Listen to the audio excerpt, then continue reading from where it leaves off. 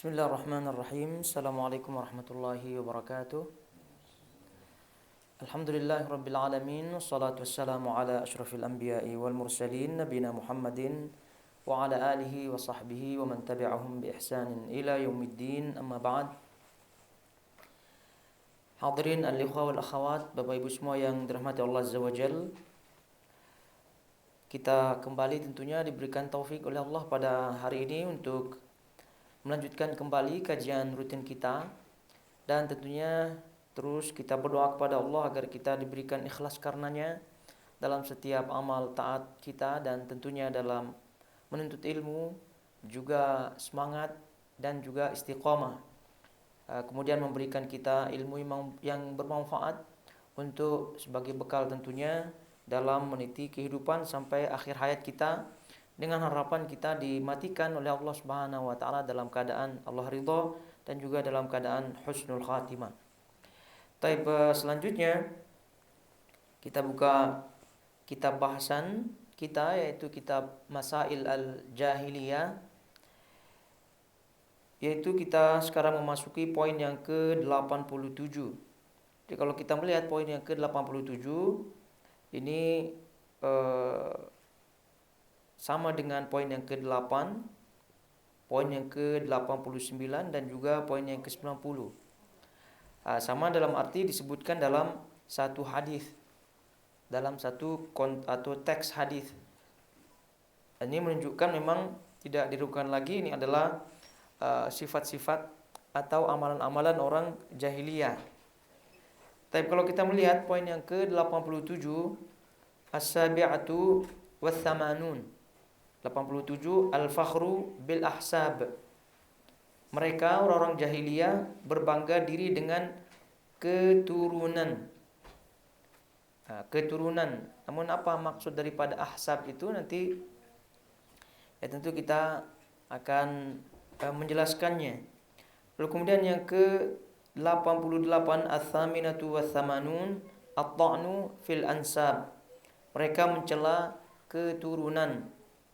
Kemudian at-tasi'atu wath-tsamanun, al-istisqa bil anwa'. Mereka meminta hujan dengan anwa'. Lalu kemudian yang ke-tis'un, yang ke-90, an-niyahatu. Mereka meratapi kematian. Meratapi kematian. Taiba, kalau kita melihat 4 dari perkara jahiliyah atau sifat jahiliyah yang disebutkan oleh penulis rahimahullahu taala, tentunya sebagaimana tadi disebutkan, itu disebutkan dalam satu hadis. Disebutkan dalam satu hadis. Oleh karena itu pembahasannya ya kita samakan atau kita kumpulkan semuanya.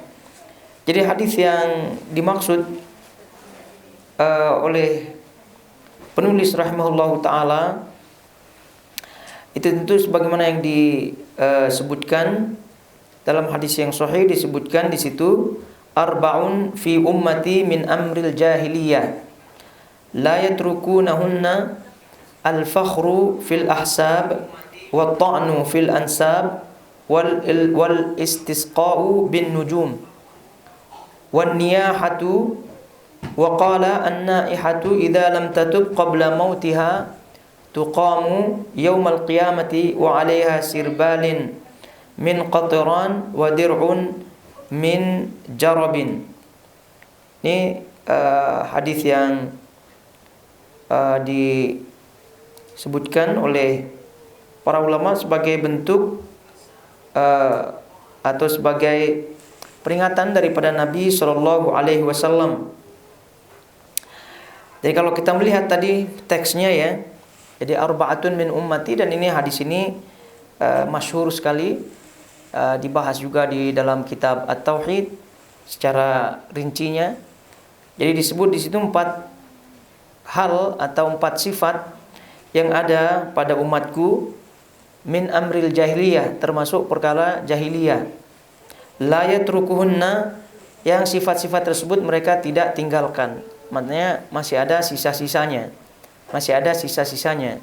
Jadi walaupun sisa, namun ya tetap saja yang namanya sifat jahiliyah harus dibuang jauh-jauh, harus dibuang jauh-jauh. Jadi oleh karena itu sifat jahiliyah sebagaimana halnya juga dosa, ada yang besar, ada yang kecil, ada yang syirik, ya, ada yang tidak, dan seterusnya.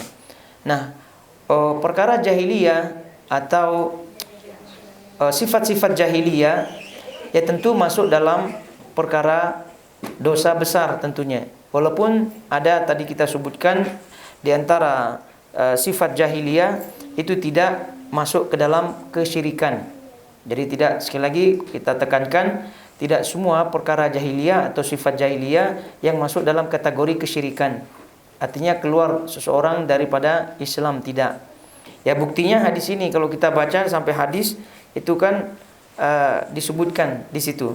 Tapi kalau kita lihat ya, kita ulangi, ada 4 sifat yang ada pada umatku, termasuk perkara jahiliyah, sifat jahiliyah yang mereka tidak meninggalkannya.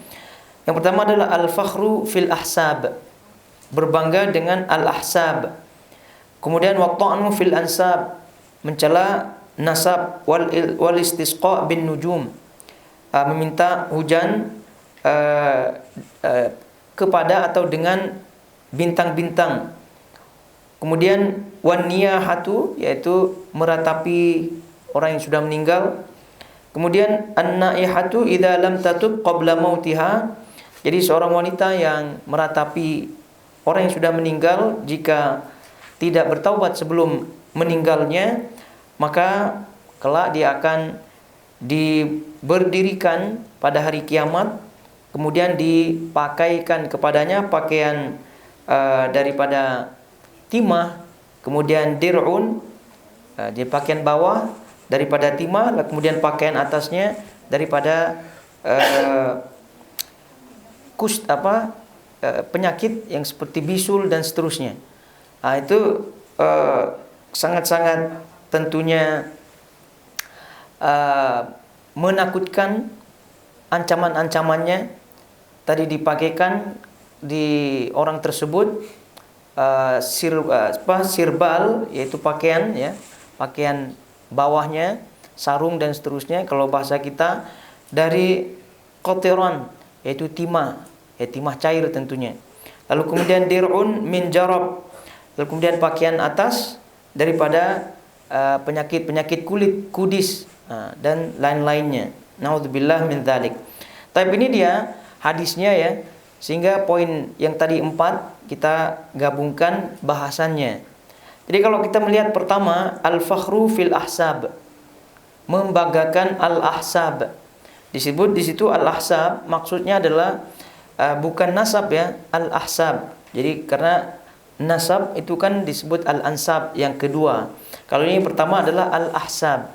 Jadi al-ahsab itu kebanggaan terhadap diri dan keluarganya. Kebanggaan terhadap diri dan keluarganya. Terkait tentu hal-hal bersifat duniawi, bersifat hal-hal yang duniawi. Jadi boleh saja keturunan, boleh saja dia berbangga dengan keturunannya, mungkin darah biru dan seterusnya. Boleh saja dengan ilmunya, boleh saja dengan title-nya, boleh saja dengan pekerjaannya, dan seterusnya.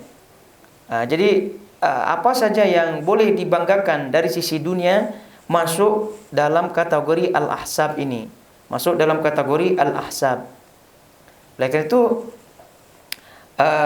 berbangga dengan diri atau juga dengan keluarga itu hendaknya betul-betul hati-hati. Kalau sekira orang itu menganggap dirinya itu tidak mampu mengontrol diri ketika dia bercerita tentang nenek moyangnya dan seterusnya, maka lebih baik dia tidak bercerita, karena masuk dalam kategori al-fakhru bil ahsab ini. Ya, ujung-ujungnya adalah sombong dan seterusnya, sombong.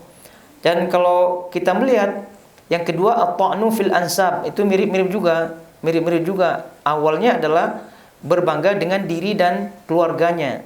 Berbangga dengan diri dan keluarganya, menganggap dirinya lebih tinggi nasabnya, menganggap dirinya dan seterusnya, maka mulailah yang kedua, yaitu at-ta'nu fil ansab, mencela nasab.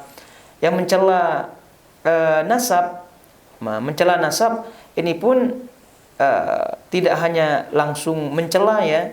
Kalau mencela langsung ya sudah jelas mencela orang tua orang, lalu kemudian mencela keturunan orang dan seterusnya.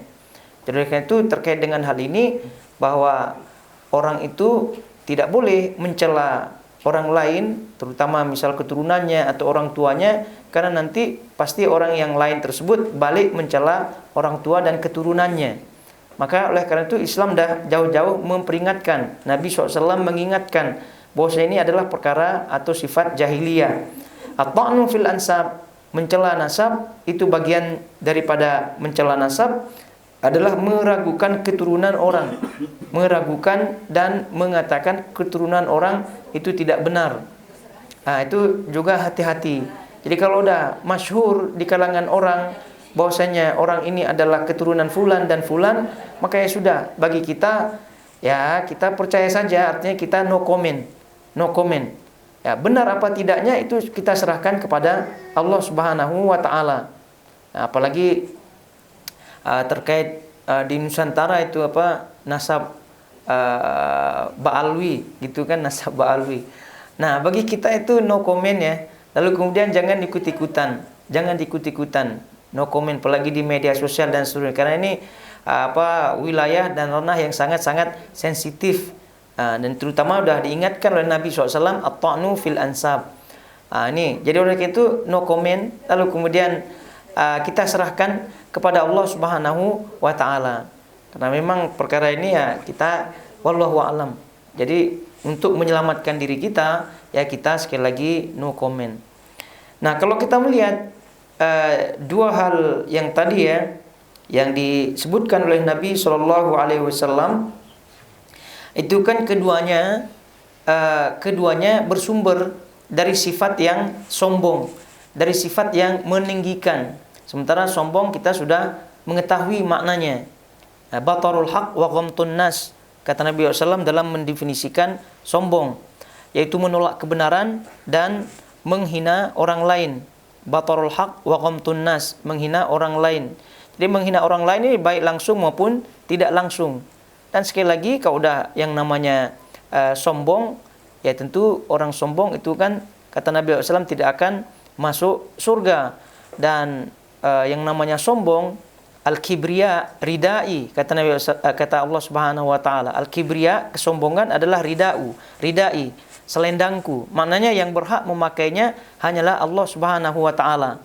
Maka bagi kita, apapun kedudukan kita di dunia ini, keturunan kita, lalu kemudian title kita dan seterusnya daripada apa yang kita miliki daripada dunia, maka hendaknya kita kecilkan itu dan sikapilah itu dengan syukur nikmat, dan itu adalah bentuk daripada menyelamatkan diri kita. Dan kita ingat, la in syakartum la azidannakum wa la in kafartum inna adzabi lasyadid. Itu saja.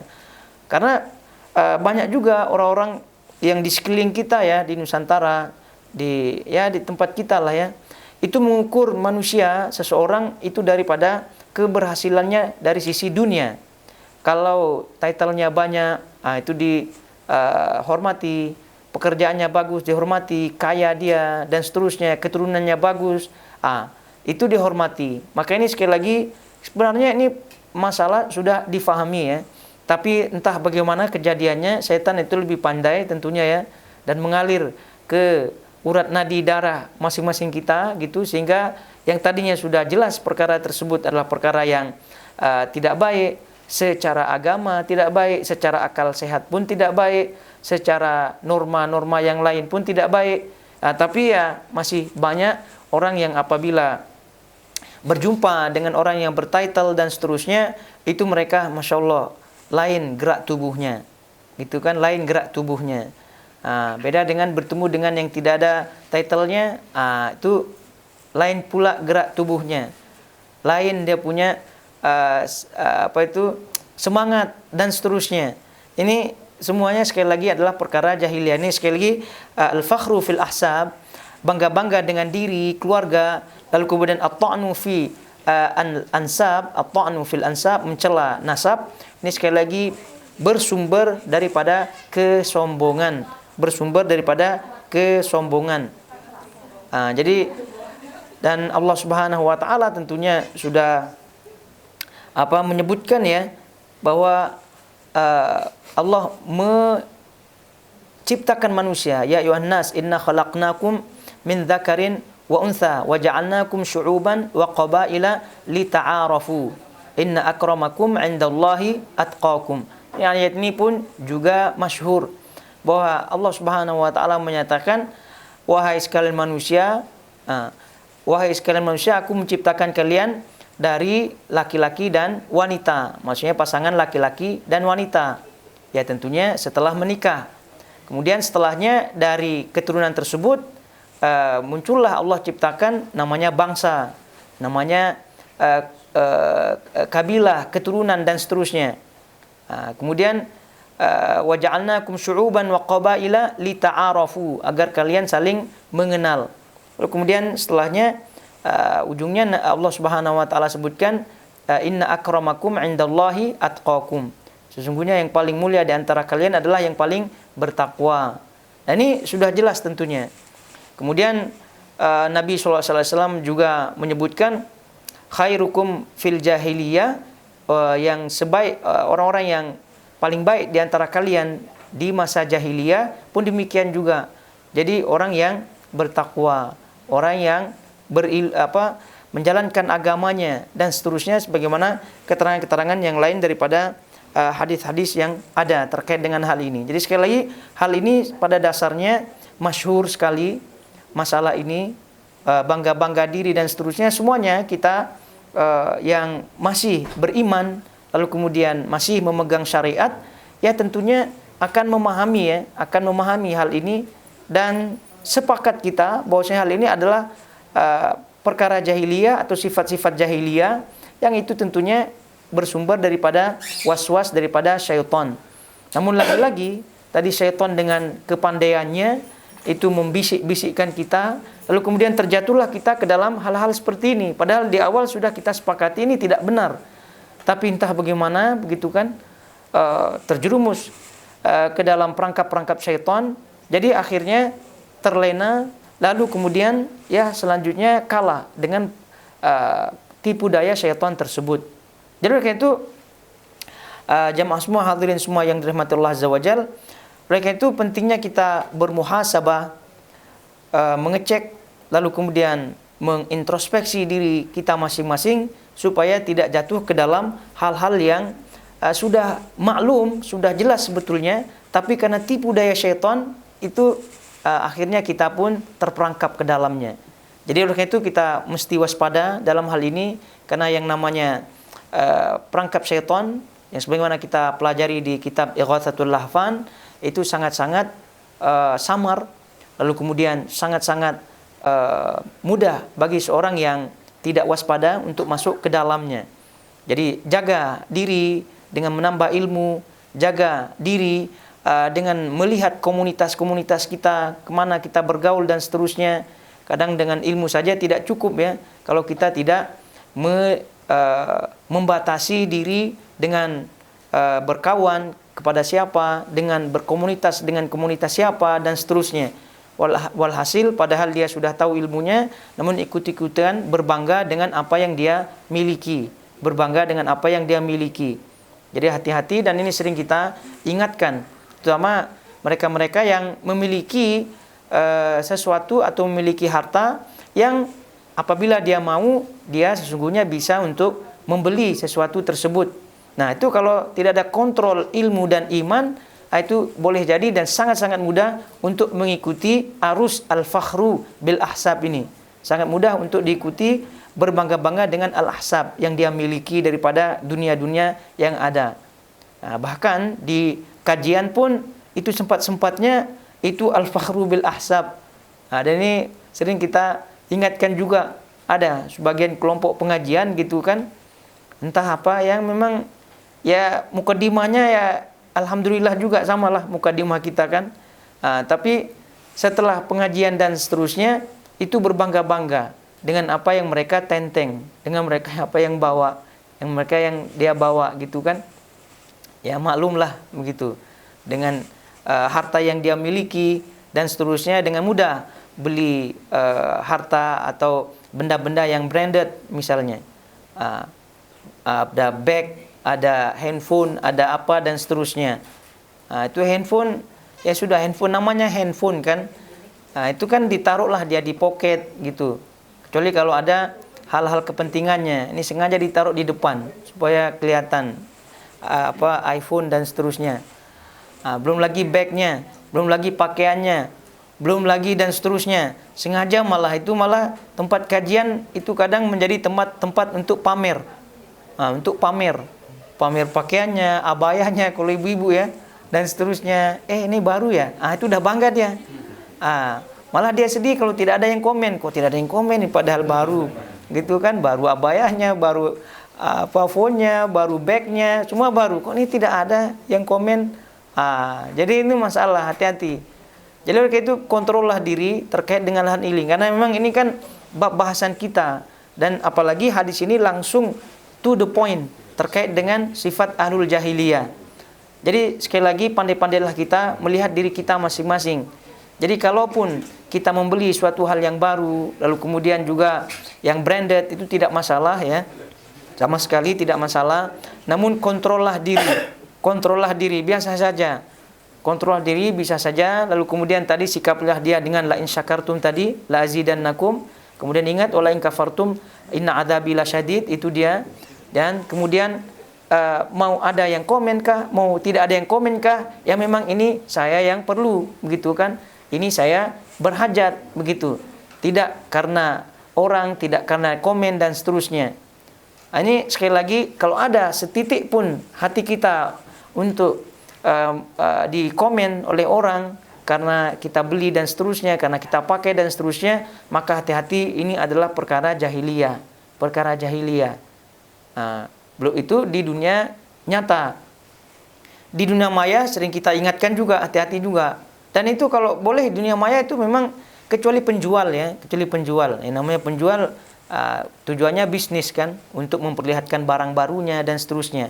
Kalau tidak penjual, tidak berjualan, itu kira-kira tujuannya apa itu? Memperlihatkan rumahnya, memperlihatkan kendaraannya, memperlihatkan apa?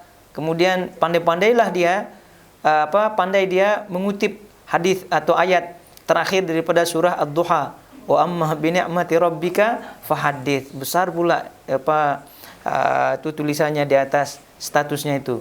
Wa amma bi ni'mati rabbika fahaddits. Adapun terhadap nikmat Rabbmu, maka ceritakanlah. Ini membab kata dia. Bab ini Masya Allah pandai dia, istidlalnya pandai, istimbatnya pandai, gitu kan. Ini kan bab tahadduts bi ni'matillah, maka tak masalah. Ya kalian saja yang julid katanya. Kalian saja yang hasad. Gitu. Ya kalau tidak ya jangan bukalah katanya. Malah dia yang keras-kerasan, ngegas bahasanya. Itu sekali lagi ini adalah perkara jahiliyah yang terselubung ya. Ya, sifat jahiliyah yang terselubung. Itu hati-hati. Jadi sekali apa yang kita miliki ini adalah nikmat Allah, yang satu-satunya cara kita sikapi dengan benar dan selamat adalah bersyukur. Bersyukur itu saja. Adapun terkait dengan bangga dan seterusnya, maka sekali lagi ini kita jauhkan diri kita. Dan ini tidak selamanya kita mengetahui hal ini, kita yang hadir di sini selamat, tidak. Jadi kadang-kadang namanya juga keadaan ya. Namanya juga keadaan. Kadang kita terjerumus dalam keadaan tersebut sehingga kita ikuti dan seterusnya. Jadi poinnya adalah kita tetap waspada. Selama hayat di kandung badan, selama kita masih hidup, selama itu bayang-bayang syaitan masih tetap akan membayangi kita. Syaitan tentunya akan berusaha semaksimal mungkin untuk memasukkan kita ke dalam perkara jahiliyah seperti ini. Al-fakhru bil ahsab wa ta'nu fi al-ansab. Jadi bangga terkait dengan dunia, baik itu yang kita miliki atau yang dimiliki oleh kita punya keluarga, nenek moyang dan seterusnya. Sekali lagi ini masuk ke dalam al-fakhru bil ahsab. Lalu kemudian at-ta'nu fil ansab, masuk ke dalamnya meragu-ragukan nasab orang lain, atau bahkan mengatakan nasab orang lain tidak benar. Itu bagian daripada mencela nasab juga. Taib, itu perkara yang kedua ya, daripada perkara jahiliyah. Kemudian wal istisqa bin nujum, meminta hujan dengan bintang, bintang tertentu. Disebut di sini adalah al-anwa. Jadi kalau kita melihat poin yang ke-89, al-istisqa bil anwa, mereka meminta hujan dengan anwa. Jadi anwa ini adalah salah satu di antara jenis-jenis bintang, nama bintang al-anwa. Ya tentu banyak bintang di langit, nama-namanya bermacam-macam. Di antaranya adalah al-anwa. Jadi karena itu Nabi SAW pada suatu ketika, ini hadisnya juga masyhur di kitab At-Tauhid ya, bahwa dengan terkait dengan hujan, terkait dengan bintang, ini kata beliau, asbaha min ummati mu'minun bi wa kafirun bi. Jadi karena sebab bintang ini ada umatku yang menjadi mukmin dengannya, beriman dengannya, ada juga yang menjadi kafir dengannya, menjadi kafir dengan sebab bintang-bintang tersebut. Adapun yang mukmin, wa man qala mutirna bi fadlillahi wa bi rahmatih wa dzalika mu'minun bi. Jadi barang siapa yang mengatakan bahwasanya hujan turun karena karunia dan rahmat Allah, maka dialah orang mukmin. Tapi kalau mengatakan mutirna binau'i kadza wa kadza, maka itu karena biasanya kafirun bi. Barang siapa yang mengatakan hujan itu turun karena sebab bintang ini dan bintang itu, maka itu adalah kafir terhadapku. Artinya tidak beriman kepada Allah dan kepada Nabi SAW. Ya tentu ini ada rinciannya ya, dan kita tentu akan rincikan kembali nanti di kitab At-Tauhid.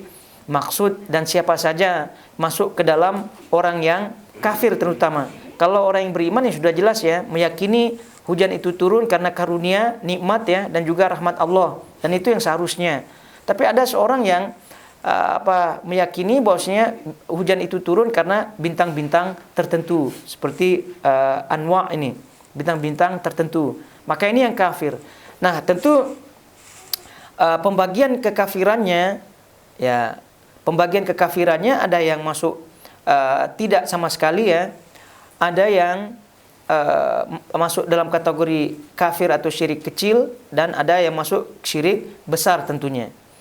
Tapi perinciannya secara ringkas bahwa apabila meyakini sebagai tanda saja, sebagai tanda, maksudnya kalau melihat bintang fulan, bintang ini, maka tandanya akan turun hujan. Nah, kalau ini dia yakini maka tak masalah, karena namanya juga sebagai tanda. Dan bintang-bintang juga diciptakan oleh Allah Subhanahu wa taala untuk sebagai tanda bagi kita, tanda arah, tanda cuaca dan seterusnya pun itu tidak masalah. Kalau meyakini hanya sekedar tanda saja, lalu kemudian ketika turunnya hujan, maka barulah menyebutkan hujan ini turun karena karunia dan rahmat Allah Subhanahu wa taala. Jadi sekali lagi, kalau hanya meyakini bintang itu sebagai tanda, dan itu sudah menjadi pengalaman baginya dan juga pengalaman bagi orang lain, memang sudah menjadi kebiasaan dan seterusnya, apalagi disebutkan dalam ilmiah dan seterusnya, maka ini tak masalah. Ini yaitu yang disebut dengan perakiraan cuaca. Itu kan cuaca yang diperkirakan ini kan itu tidak terlepas daripada keadaan-keadaan langit di sana, bintangnya lah, anginnya lah, dan seterusnya. Maka disebutlah perakiraan cuaca. Diperkirakan cuaca ini karena ada alamat tanda ini dan tanda itu. Kalau itu tidak masalah. Tapi ketika turun meyakini itu adalah daripada karunia dan rahmat Allah Subhanahu wa taala, maka itu termasuk bagian daripada orang mukmin. Tapi apabila meyakini bahwasanya ketika turun hujan, alamat sudah jelas ya, meyakini itu sebagai tanda ya. Kemudian ketika turun masih juga meyakini bahwasanya hujan itu turun ada mengait dengan bintang tersebut atau tanda tertentu, maka ini dirincikan. Kalau hanya menyatakan sebab saja, menyatakan sebab saja atau meyakini bintang tersebut sebagai sebab turunnya hujan, maka ini termasuk ke dalam syirik kecil.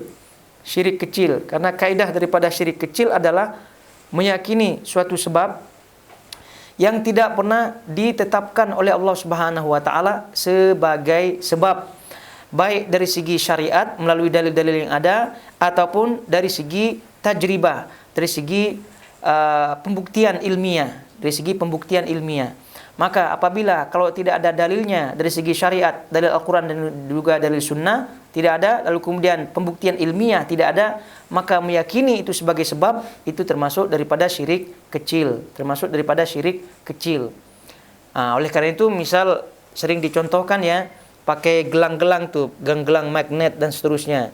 Gelang-gelang magnet itu Al-Quran dan sunnah ya sudah jelas tidak ada ya.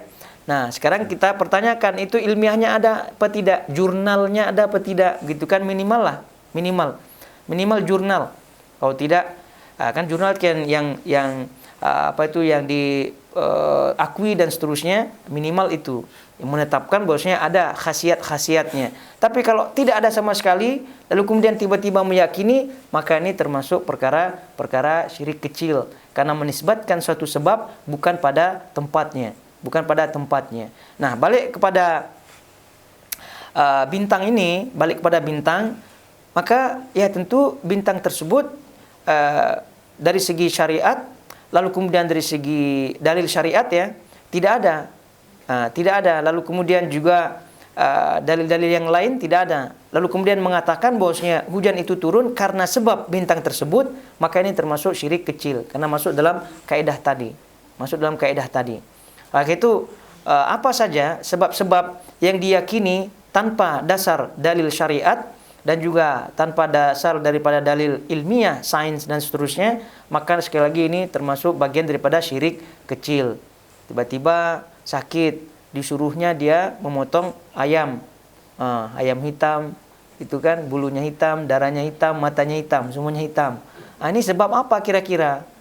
Sebab apa? Sudah jelas tidak ada dalilnya kan? Baik syariatkah ataupun sains ilmiah seterusnya, tidak ada. Tiba-tiba demikian.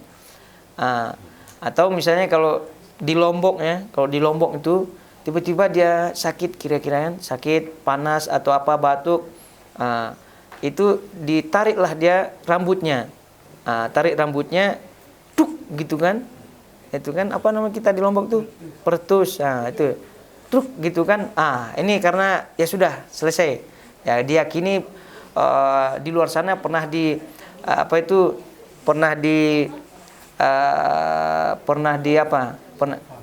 disapa oleh orang yang sudah meninggal dan seterusnya. Diyakini akhirnya cara mengobatnya adalah menarik rambutnya sehingga berbunyi rambutnya tuk begitu.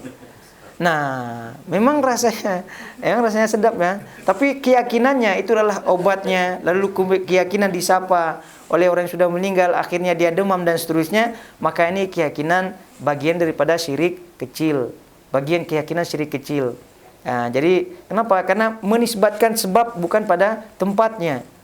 Ini sekali banyak amalan-amalan yang kalau kita melihat di kampung-kampung kita banyak terjerumus ke dalam syirik kecil. Nah, lalu kemudian ini kalau dah syirik kecil berarti kufur kecil. Lalu kemudian yang besar, kalau yang besar boleh masuk dalam syirik besar ya.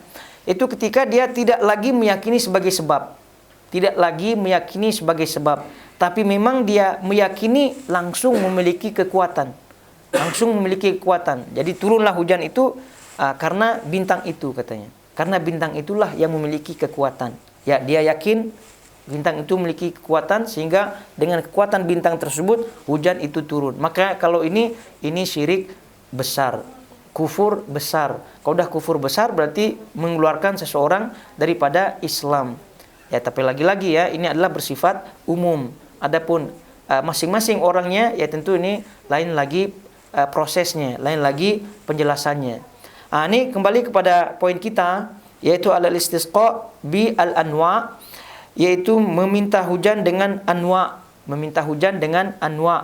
Jadi kalau meminta hujan dengan anwa ya sudah jelas ya, ini adalah termasuk perkara syirik besar. Tapi tadi kita rincikan terkait dengan turun hujan.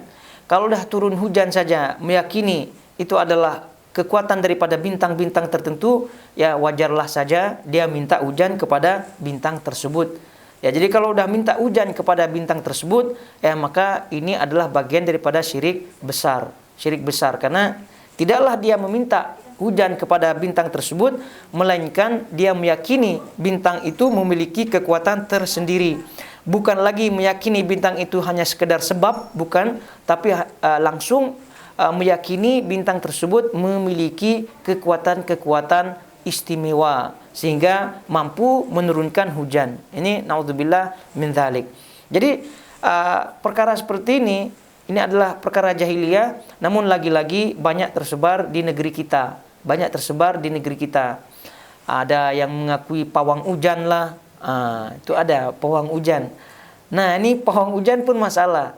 Pawang hujan pun masalah. Ini meyakini pawang hujan, ini pun bagian daripada kesyirikan, bagian daripada syirik. Boleh syirik besar, boleh syirik kecil. Adapun pawangnya sendiri, ya sudah jelas syiriknya besar ya. Pawangnya tidak bisa lagi dirinci-rinci. Kalau udah jadi pawang itu tidak bisa dirinci-rinci. Nah, kalau yang dirinci adalah yang melihat pawangnya. Yang melihat pawang tersebut itu dirinci. Ya, kalau yang melihat itu memiliki ilmu dan iman, ini bohong orang ini. Berarti dia beriman kepada Allah dan kepada Rasulnya. Langsung menuduh orang itu bohong. Ini hoax ini, pekerjaan ini. Gitu kan? Tapi kalau ada orang yang terpengaruh tapi meyakini itu sebab saja, ini masuk syirik kecil. Tapi ada orang yang terpengaruh meyakini pawang itu memiliki kekuatan, maka ini termasuk syirik besar, sama juga dengan pawangnya. Jadi oleh karena itu ini perkara jahiliyah, dan sekali lagi banyak diantara umat Islam di Nusantara kita yang masih tidak mengetahui rincian-rincian seperti ini. Maka dari itu kita ingatkan, inilah pentingnya belajar ilmu tauhid. Belajar ilmu tauhid karena memang ilmu tauhidlah yang mengungkapkan secara detail perkara-perkara seperti ini. Walaupun pada hakikatnya dalil-dalilnya sudah jelas. Pada hakikatnya sekali lagi Al-Quran dan juga sunnah, keterangan para ulama sudah jelas. Tapi karena orang-orang tidak menghaskan, tidak memfokuskan diri mempelajari ilmu tauhid, jadi yang sudah jelas tadi tertutup dengan kejelasan-kejelasan yang mereka fokus yang lainnya. Jadi lebih suka mempelajari pelajaran hal ihwal semasa. Gitu kan, pelajaran hal ihwal semasa, maksud kajiannya itu adalah kajian kontemporer terus gitu. Jadi setiap kali kajiannya kontemporer. Yang dibahas adalah gimana geopolitik gimana. Itu dia kajiannya. Jadi terus kalau udah fokus kepada geopolitik, fokus kepada hal ihwal semasa tadi kita sebutkan, tadi yang jelas sudah jelas di dalam Al-Quran dan Sunnah, dalam keterangan para ulama terkait dengan tauhid seperti ini, bagaimana mau jelas? Sudah ditutupi kan? Sudah ditutupi. Jadi yang sudah jelas malah tidak jelas lagi karena ditutupi oleh kajian-kajian yang tadi, yang dia fokuskan, yang sama sekali tidak mengait dengan agamanya. Itu naudzubillah min dzalik. Terus datanglah mereka ketika kita bahas terkait dengan tauhid, datanglah mereka, sampai hari ini pun kalian masih juga bahas tauhid. Itu rudal-rudal, misal-misal sudah kemana-mana, gitu kan? Kalian masih juga bahas-bahas bintang-bintang ini katanya. Ini masalah orang-orang seperti itu kan. Kita yang mengasihi ini kasihan ya, kita kasihan terhadap mereka, mereka pula kasihan kepada kita.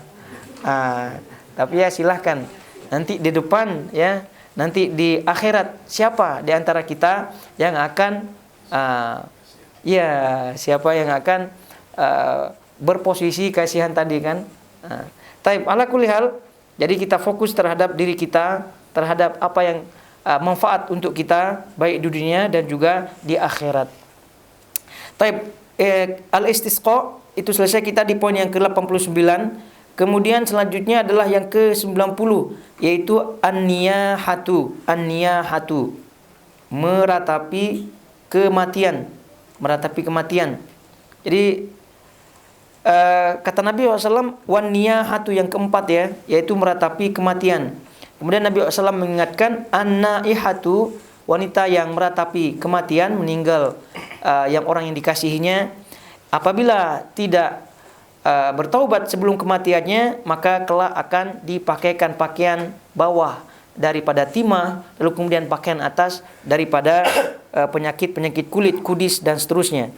Nah itu ini sudah termasuk termasuk dosa besar, termasuk dosa besar. Syirik apa tidak? Ya tidak. Ya, kecuali kalau berkeyakinan bahwasanya itu memang meyakini bahwasanya takdir Allah Subhanahu wa taala itu tidak benar, maka ini boleh jadi masuk ke dalam kesyirikan. Tapi awalnya teridentifikasi bahwa dia termasuk dosa besar. Kenapa? Kaidahnya adalah dosa besar adalah dosa yang disebutkan Nabi SAW sebagai dosa besar, atau disebutkan ancaman-ancamannya, masuk neraka atau tidak masuk surga, atau tidak masuk ke dalam golongan Nabi SAW. Ini kalau ada ancaman-ancamannya, maka termasuk dosa besar. Ini sudah jelas ada ancamannya. Dipakaikan pakaian dari timah dan juga dari penyakit kulit, kudis dan seterusnya. Itu naudzubillah min dzalik. Nah, ini juga sekali lagi memerlukan ilmu dan juga memerlukan iman. Karena kadang-kadang kita pun lost control, ya, hilang kontrol kita kadang-kadang kalau sudah sudah berhadapan dengan peristiwa tersebut. Dan itu yang kita sama-sama ingat ketika Nabi SAW menegur orang, ya, seseorang di antara sahabatnya, dia ditegur ketika menangis di kuburan ayahnya, kuburan orang tuanya, nangis ketika meninggal dunia. Lalu kemudian ditegurlah oleh Nabi SAW, lalu kemudian dia membantah, menjawab, karena dia tidak tahu itu Nabi kan. Dia menjawablah dia, kamu tidak merasakan apa yang aku rasakan. Nah, kemudian setelahnya Nabi SAW pergi, lalu kemudian setelah itu dia tahu itu Nabi, ya barulah dia menyesal. Tapi kata Nabi SAW kan, kesabaran itu adalah ketika pertama kali mendapatkan musibah. Adapun kalau sudah dingin, nah itu biasanya ya sudah dingin juga namanya dingin, ya. Nah, sudah. Tapi ada juga orang yang sudah dingin pun masih juga ngungkit dan seterusnya. Nah, itu juga kita ingatkan, ya, itu juga kesalahan besar. Jadi sekali lagi, an-niyahatu, meratapi kematian. Kenapa meratapi kematian ini sangat besar ancamannya? Karena terkait dengan menolak takdir, terkait dengan menolak takdir. Karena ketika orang itu menangis sejadi-jadinya, meratapi sejadi-jadinya, itu secara keumuman itu sudah melupakan takdir, ketentuan dari Allah Subhanahu wa taala. Lupa dia, inna lillah wa inna ilaihi raji'un. Semua kita ini milik Allah dan kita pasti akan kembali kepada Allah. Lupa. Itu dia. Jadi kita mesti hati-hati ketika orang lain meninggal dunia, orang yang dikasihinya, orang yang disayanginya, pandai kita share stiker innalillah wa inna raji'un gitu kan. Pandai kita berbelasungkawa. Tapi ketika kita meninggal, orang yang dikasihani kita, orang yang kita kasihi, lupa pula kita stiker-stiker yang sudah kita sampaikan kepada kawan-kawan kita yang sebelumnya. Ini juga masalah. Jadi sekali lagi, ini untuk mengingatkan diri kita, ya, bahwa ketika kita berhadapan dengan musibah tersebut, kita yakin innalillahi wa inna ilaihi raji'un itu adalah sesungguhnya ucapan yang benar-benar fakta dan merupakan takdir daripada Allah Subhanahu wa taala. Bukan berarti kita tidak boleh sedih, ya. Bukan berarti kita tidak boleh menangis, bukan. Dan itu juga dibuktikan oleh Nabi SAW. Nabi SAW pun menangis, Nabi SAW pun sedih.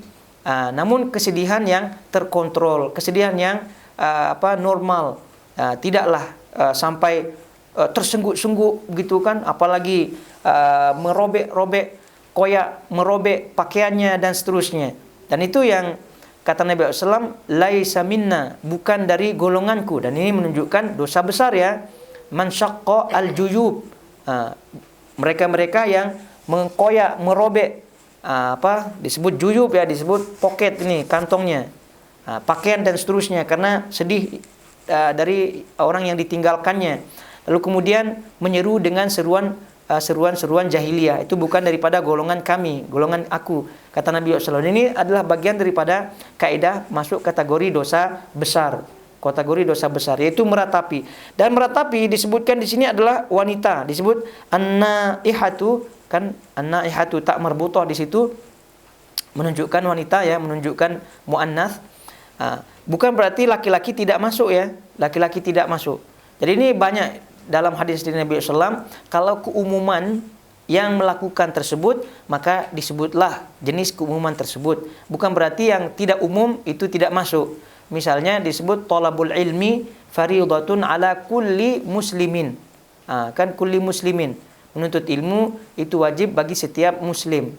Pandai-pandai pula ada orang, berarti muslimah tidak ya katanya. Karena disebut muslim saja.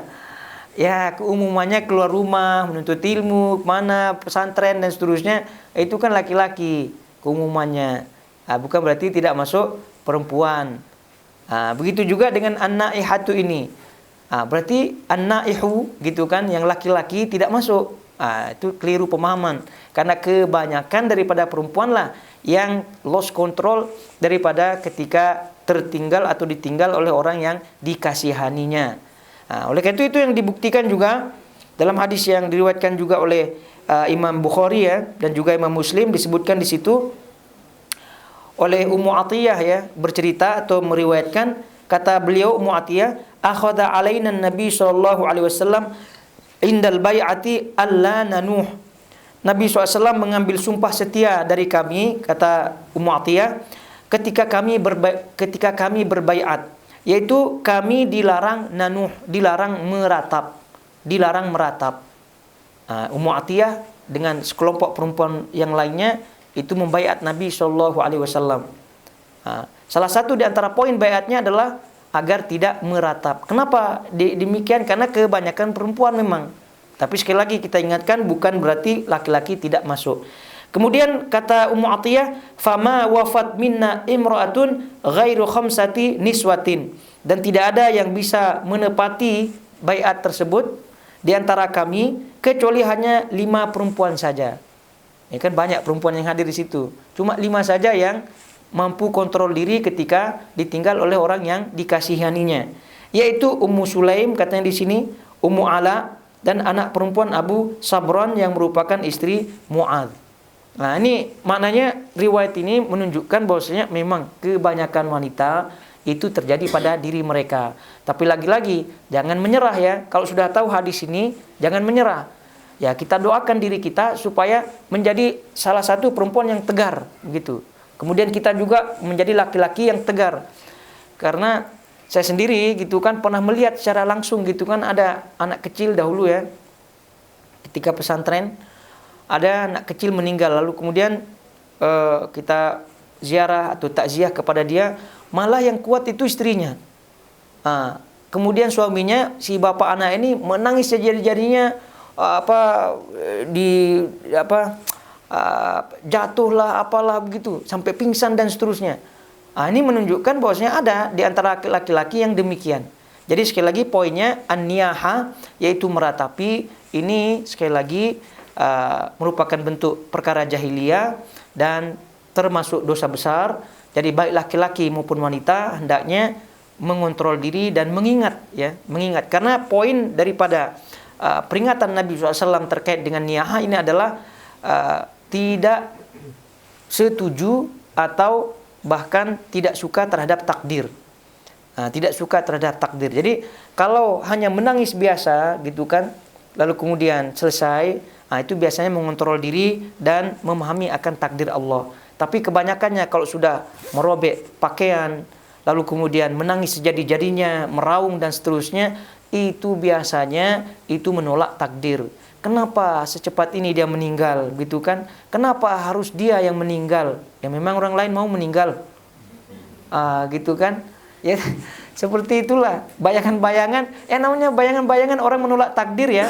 Macam-macam ucapannya keluar gitu. Kenapa harus saya? Kenapa harus dia? Ya Allah. Memang orang lain siap untuk ganti dia tuh, ganti. La haula wa quwwata illa billah. Ya jangan gitu enak. Udah ya, kewarasannya hilang gara-gara dia tidak mau menerima takdir. Itu masalah, hati-hati. Kalau sampai begitu seterusnya tidak mau menerima takdir ya, itu bahaya, bisa kufur, bisa keluar daripada Islam. Kenapa? Karena menolak rukun daripada keimanan, menolak rukun iman. Dan kita tahu menolak rukun iman adalah beriman kepada takdir Allah Subhanahu wa taala. Tapi kalau hanya sekedar sepintas saja, lalu kemudian dia ingat dan seterusnya, maka ini tak masalah. Lagi-lagi kita ingatkan, inilah pentingnya ilmu dan pentingnya iman. Karena kadang ada orang sebagian meremehkan perkara ini, sehingga dia ya sudahlah, biarkan saja, nanti juga dia ini diam sendiri katanya, biarkan saja. Jangan biarkan begitu. Kalau ada keluarga kita yang demikian, kita ingatkan ini takdir Allah, kita ini harus ini, dan bahkan kita kalau sabar, macam-macam lah kita nasihati dia, dan itu nasihat yang memang fakta adanya daripada syariat-syariat yang ada. Ya, kita berdoa kepada Allah Subhanahu wa taala agar diri kita dan keluarga kita tegar terhadap terkait dengan hal ini. Karena memang sekali lagi teorinya agak mudah ya. Ya, teorinya agak mudah, namun ketika berhadapan, itu lain cerita. Ya, kita bermohon kepada Allah agar kita tegar dalam hal itu. Jangankan kematian ya. Jangankan kematian. Dibuang kerja itu juga udah ada macam-macam. Belum mati baru dibuang kerja gitu kan. Itu sudah meratapi macam-macam. Kan kita tahu sejarah riwayat zaman dahulu yang banyak dibuang kerja itu kan, bahkan ada yang bunuh diri lah gitu kan. Kita tidak tahu stres berapa orang yang stres. Itu banyak mungkin di situ kan. Nah, oleh karena itu inilah penting kita juga sekali lagi belajar tauhid, saling mengingatkan walaupun kita sudah tahu, tapi dengan kita saling mengingatkan melalui majelis-majelis seperti ini, maka insya Allah pelan-pelan kita akan kuat, kemudian dikuatkan oleh Allah Subhanahu wa taala. Karena namanya kehidupan ini kan kita tidak tahu, kadang kita berbahagia sekarang, kemudian kita buka pintu, kemudian terjadi kesedihan dan seterusnya. Nah, oleh itu kalau kita tidak menyiapkan diri dengan keimanan, tauhid dan akidah yang kuat, maka ya tentu dengan sedikit saja musibah kita sudah stres, sedikit saja musibah kita sudah tumbang. Naudzubillah min dzalik. Nah, lalu kemudian juga yang penting kita ingatkan terkait dengan meratap ini adalah kita hati-hati juga ya terkait dengan meratap ini. Mengingat-ingat kembali gitu kan, mengingat-ingat kembali. Lalu kemudian menceritakan, sehingga kesedihan yang lama muncul kembali, maka itu adalah bagian daripada ratapan. Sehingga segala wasilah yang menuju kepada membuka kesedihan yang lama, mengembalikan kesedihan yang lama, maka ini terlarang, tidak boleh. Maka jangan pula pandai-pandai ada birthday gitu kan, hari raya kelahiran. Ada juga hari raya kematian. Ada juga demikian. Maka hari raya kematian ini sudah confirm termasuk bagian daripada niyahah, meratapi. Hari raya kematian mungkin nanti setelah 1000 hari kematiannya ada hari rayanya lagi. 3 hari kematiannya ada hari raya, dirayakan. Ya tidaklah bahasanya dirayakan kan, tapi bahasa halusnya ditahlilkan. Itu bahasa halusnya ditahlilkan. Ya, karena namanya hari raya Id yang kita pernah pelajari kan hari yang terulang. Jadi ketika mengulang-ulang hari tersebut, maka itulah hakikat daripada Id. Jadi karena itu mengulang 100 hari, setahun, setiap tahun dirayakan kematiannya untuk mengingat tentunya, maka ini sekali lagi terlarang. Karena bagian daripada niyah meratapi, karena sekali lagi akan memunculkan kesedihan-kesedihan yang lama. Oleh karena itu yang pernah juga kita bahas, kenapa wanita itu tidak dianjurkan untuk berziarah kuburan. Kenapa? Ya karena memang akan membuka kesedihan yang lama baginya. Dan ini sekali lagi kebanyakan perempuan ya. Maka hukum itu kan diambil daripada kebanyakan. Hukum itu diambil daripada kebanyakan hal yang terjadi. Begitu juga dengan terkait dengan medsos, media sosial pun hati-hati juga. Ini kan banyak itu di status-statusnya kenangan-kenangan lama di posting balik, di post balik gitu kan, kenangan-kenangannya. Inilah dia almarhum dahulu gitu kan. Almarhum dah setahun atau 2 tahun, 3 tahun. Ini akhirnya ada sebagian yang melihatnya, keluarganya dan seterusnya sedih kembali. Oh ya, menghayal dia dengan dia dan seterusnya. Ini sekali lagi bagian daripada wasilah tersebut. Maka hukum daripada wasilah kan al-wasail laha ahkam al-ghayat. Wasilah itu sama hukumnya dengan tujuan. Jadi karena itu wasilah-wasilah seperti itu hendaknya dijauhkan, hendaknya jangan dilakukan. Apalagi sekarang tadi disebutkan di medsos ya, banyak itu. Banyak. Jadi kenang-kenangan yang masa lalu dan seterusnya, muncul kembali, sengaja dimunculkan untuk mengingatkan orang dan seterusnya. Jadi sekali lagi, kalau mau mengingat orang-orang yang kita kasihi, terutama orang tua atau yang lainnya orang-orang yang kita kasihi, untuk mengingatnya adalah dalam doa. Itu yang sebaik-baiknya. Ketika sholat, ketika waktu-waktu mustajab, ketika apa saja, kita ingat untuk mendoakan, terutama orang tua kita. Jangan pernah kita lupakan menyebut doanya dalam sholat kita. Karena ringkas saja doanya, tidak panjang doanya. Cuma masalahnya mau atau ingat apa tidak kita, kan? Rabbighfirli wali walidayya warhamhuma kama rabbayani shaghira, selesai. Tidaklah dia panjang-panjang sekali. Jadi setiap kali kita sholat, 5 kali sholat, ya minimal 1 kali kita doakan dia, atau kalau boleh setiap kali dan seterusnya. Itu menunjukkan kasih sayang kita yang hakiki kepadanya. Dan bahkan nanti orang tua kita akan terperanjat, ya, akan kaget mendapatkan ampunan, lalu kemudian mendapatkan derajat yang tinggi, lalu kemudian bertanya kepada Allah, ini ampunan dan derajat tinggi dari mana ya Allah? Rupa-rupanya dari anakmu yang selalu mintakan ampun untukmu. Nah, itu dia. Jadi oleh itulah dia bentuk hakiki daripada kasih sayang. Tapi kalau hanya posting kenangan di Facebook saja, ya itu bukan hakiki namanya. Itu istilahnya adalah cinta fata morgana. Begitulah ya. Jauhnya kelihatan ya, namun juga fata morgana. Jauh dia kelihatan, dekat-dekat hilang dia. Ternyata omon-omon saja. Jadi tidak benar demikian ya. Jadi mereka itu doa, terutama orang tua kita ya. Lalu kemudian kalau ada kasih orang-orang yang kita kasihi dan seterusnya, tidak masalah. Jangan pelit dalam doa, Karena pada hakikatnya ketika kita mendoakan orang, itu doakan kembali kepada kita masalahnya. Jangan pelit. Jadi mereka itu terutama orang tua kita, orang yang kita kasihi dan seterusnya, kita doakan dia. Taib, hadirin semua, ikhwal akhwat rahmani wa rahmukumullah.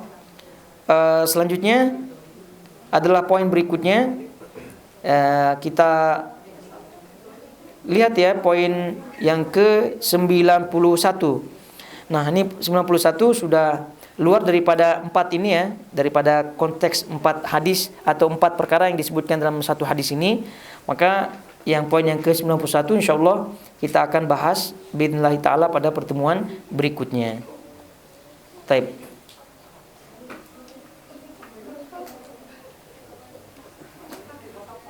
Kalau ada pertanyaan silakan. Bagaimana kalau kita merasa senang jika ada teman kita yang memuji, itu termasuk ujub atau? Taib. Kalau ada teman kita yang memuji ya, kita memuji. Jadi oleh itu kalau pujian pada hakikatnya, pertama kan Nabi SAW sudah mengatakan ya, bahwa pujian itu kan diibaratkan sebagai pukulan lah bahasa kita. Jadi maksudnya hal yang menyakiti, hal yang ini dan seterusnya. Jadi kalau sudah kita fahami hal itu, baik yang memuji maupun yang dipuji, maka harus tahu diri. Kita yang memuji harus ya prediksi ya, maksudnya prediksi kita juga tidak selalu tepat ya kepada siapa yang kita puji. Kalau sekira yang kita puji ini adalah orang yang berilmu dan seterusnya, maka kalaupun kita harus memuji ya, maka kita puji. Lalu kemudian terkait dengan pertanyaannya, kita yang memuji merasa bergembira dan seterusnya, maka tidak masalah. Kalau hanya bergembira sebatas bergembira, tidak sampai berbesar kepala, tidak sampai kepalanya besar, maksudnya terbawa begitu kan, dan seterusnya. Jadi kalau bahagia dengan pujian orang, maka itu normal. Namun ingat, kita harus kontrol diri dengan kita berdoa kepada Allah Subhanahu wa taala, Allahumma ja'alni khairan mimma yadhunnu. Jadi minimal doa seperti itu, ya Allah jadikanlah aku lebih baik daripada apa yang dia sangka, dan seterusnya. Jadi kalau kita merasa diri kita susah mengontrol diri, ya bilang saja aib kita, maksudnya pada diri kita ya. aib kita masih banyak dan seterusnya, sehingga kebahagiaan yang tadi ya tidaklah berlarut-larut pada diri kita. Tapi poinnya adalah bahagia, suka gitu kan atas pujian tersebut, itu hal yang normal. Tapi ketika dia merajalela dalam tubuh dan perasaan kita, maka itulah yang menjadi masalah. Ada orang yang dipuji ya, lalu kemudian pujian tersebut sudah menguasai dirinya, begitu kan? Tapi untuk kamuflase istilahnya kan, tidak terlalu kentara, dia suka dipuji gitu ya. Ya enggak lah demikian. Ya kan antum lebih baik lagi. Kan masih banyak yang lain dan seterusnya, begitu dan seterusnya. Sengaja dia begitu kan, padahal dia suka begitu, sudah pujian tersebut sudah masuk ke sanubarinya, suka. Tapi untuk menutup-nutupi ya supaya tidak kelihatan suka ya, tidak kelihatan kepalanya besar, akhirnya dia sebutkan. Ada juga orang seperti itu. Kalau orang puji cukup alhamdulillah, selesai masalah dah. Kan? Ngapain? Ya antum lebih baik, itu orang lebih baik, masih banyak yang ini dan seterusnya. Panjang lebar dia. Padahal kawannya muji satu saja, dia banyak jawabannya. Ya udahlah alhamdulillah lah. Khair insyaallah, gitu aja. Merendah untuk menaikkan mutu. Itu dia, merendah untuk menaikkan. Itu. Jadi matikan setan itu udah cukup alhamdulillah khair. Nah, begitu saja dah. Jangan dibahas lagi.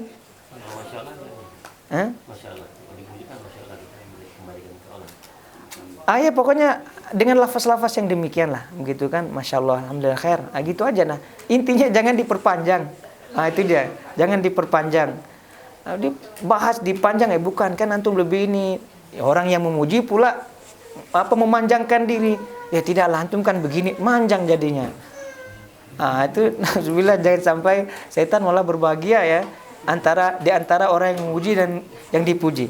Atau kita tulis saja buku atau artikel kebahagiaan setan antara orang yang memuji dan orang yang dipuji.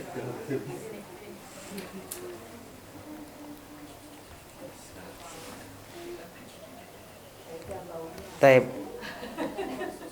Ini ada pertanyaan. Ustaz, kalau doa buruk untuk orang lain yang menzalimi kita, apakah juga akan balik ke diri kita? Taib. Mendoakan orang yang zalim kepada kita adalah merupakan hak kita ya, hak kita di dunia. Jadi kata Allah Subhanahu wa taala, la yuhibbullahu al-jahra bisu illa man zalim. Jadi kecuali orang yang dizalimi, maka boleh untuk berkata-kata buruk kepada orang yang menzaliminya. Ini tentu terkait dengan hak ya. Kalau terkait dengan keutamaan, maka tentu kita tidak membalasnya dengan kezaliman yang sama.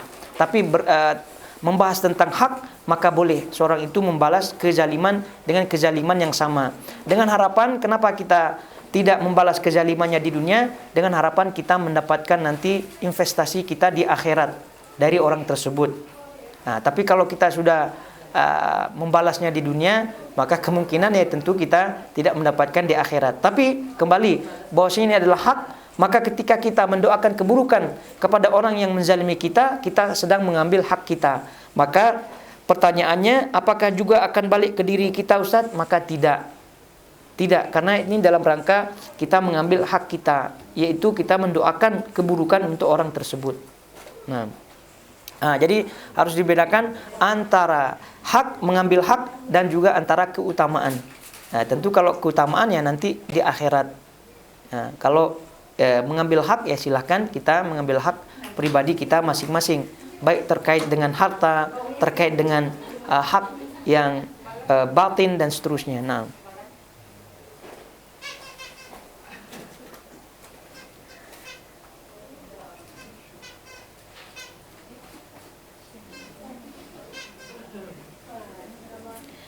Tapi baiknya tidak membawa sesuatu masalah dunia ke akhirat yang lebih utama itu.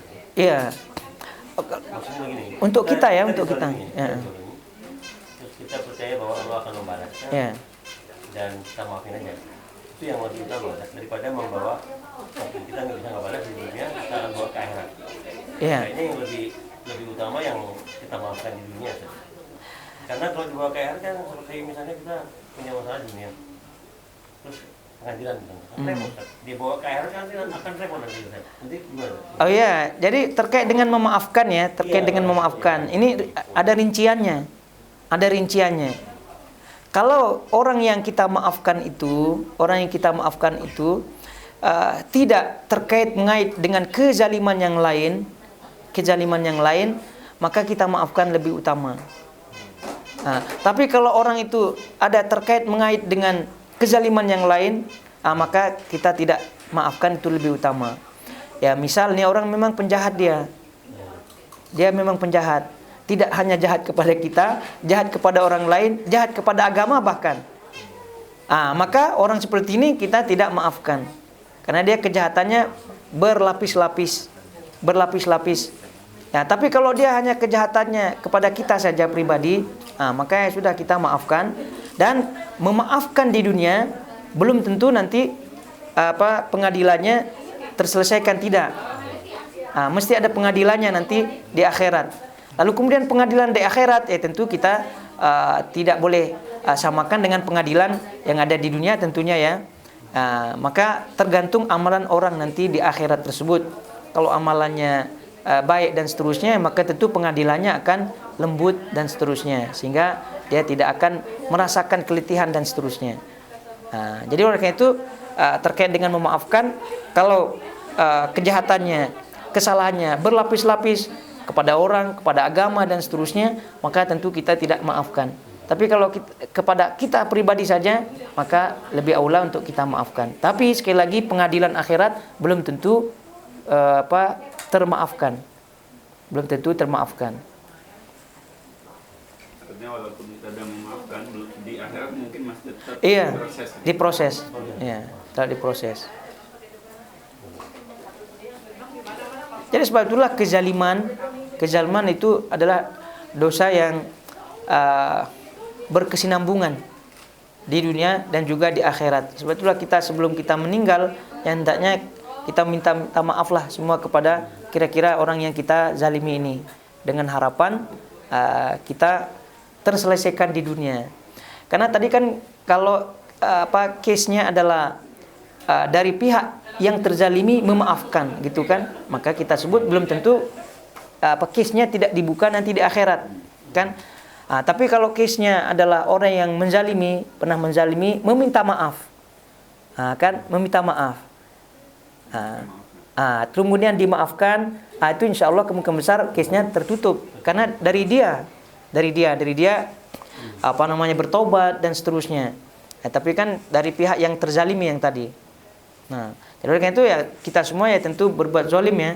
Maka oleh karena itu ya kita berbuat zalim kepada pasangan kita, istri kepada suami, suami kepada istri, dan seterusnya, kepada kawan dan semua-semualah. Oleh itu kita hendaknya rajin-rajinlah kita meminta maaf dan seterusnya. Tapi bukan berarti halal bihalal ya. Ya, ini halal setiap tahun saja dia ini. Allah. Taib, subhanakallahumma wa bihamdika asyhadu an la ilaha illa anta astaghfiruka wa atubu ilaik. Wassalamualaikum warahmatullahi wabarakatuh.